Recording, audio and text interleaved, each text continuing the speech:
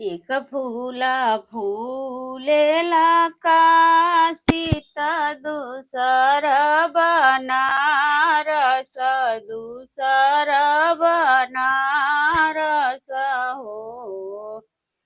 एक फूला फूलेला का सीता दूसर बनारस दूसर बनारस हो। सखिया तीसर फुलवा फूले मोरया गानावा त चौथा फुलवाया चर हो। सखिया तीसर फुलवा फूले मोरया गानावा त चौथा फुलवाया चर हो। एक फूल फूलेला का सीता दूसर बनारस दूसर बनारस हो। सखिया तीसर फुलवा फूले मोरया गानावा त चौथा फुलवाया चर हो। सखिया तीसर फुलवा फूले मोरया गानावा त चौथा फुलवाया चर हो। इह चार फूलवा जे पवती त शिव के चढ़वतीनु हो। इह चार फूलवा जे पवती त शिव के चढ़वतीनु हो।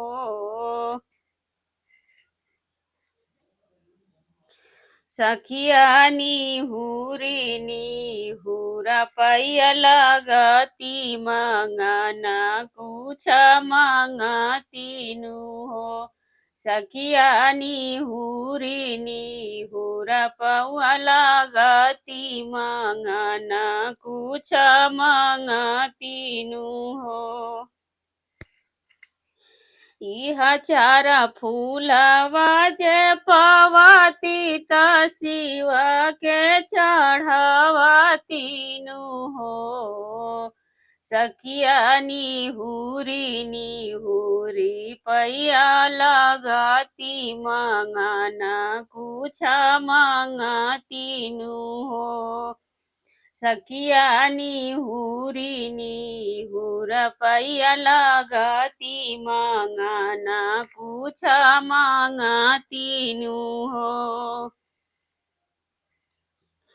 दूध भक्त मंगती दुहानी भर पुतवा कोखी भर पुतवा त कोखी भर हो। दूध भात मंगती दुहानी भर पुतवा त कोखी भर पुतवा त कोखी भर हो। ललना मंगती कौशल्या के सेनुरावा जनमयहिवाती न हो। ललना कौशल्या के मंगती सेनुरावा जनमयहिवाती न हो।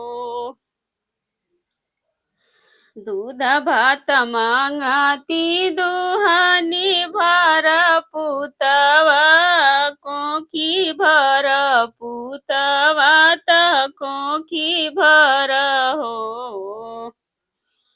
ललना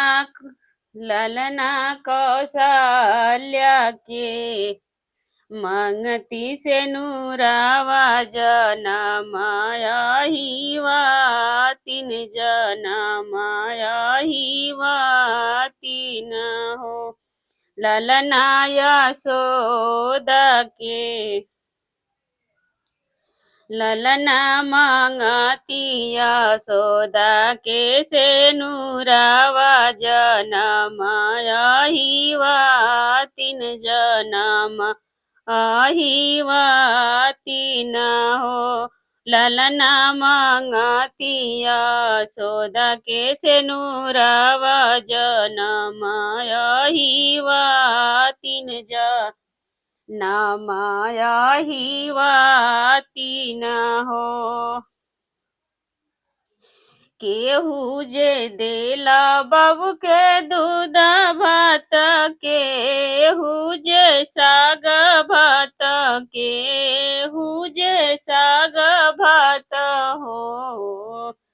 केहू जे देली बाबू के दूध भात केहू जे साग भात केहू जे साग भात हो। सखिया केहू जे रखे उपवास भोजन के आसनु हो।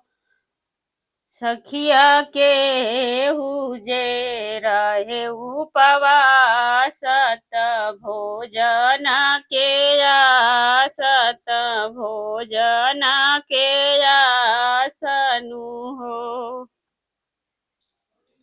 एक फूल फूलेला कासित दूसर बनारस दूसर बनारस हो। एक फूल फूलेला कासित दूसर बनारस दूसर बनारस हो। सखिया तीसर फूलवा फूले मोरया गानवा त चौथा फूलवाया चर हो।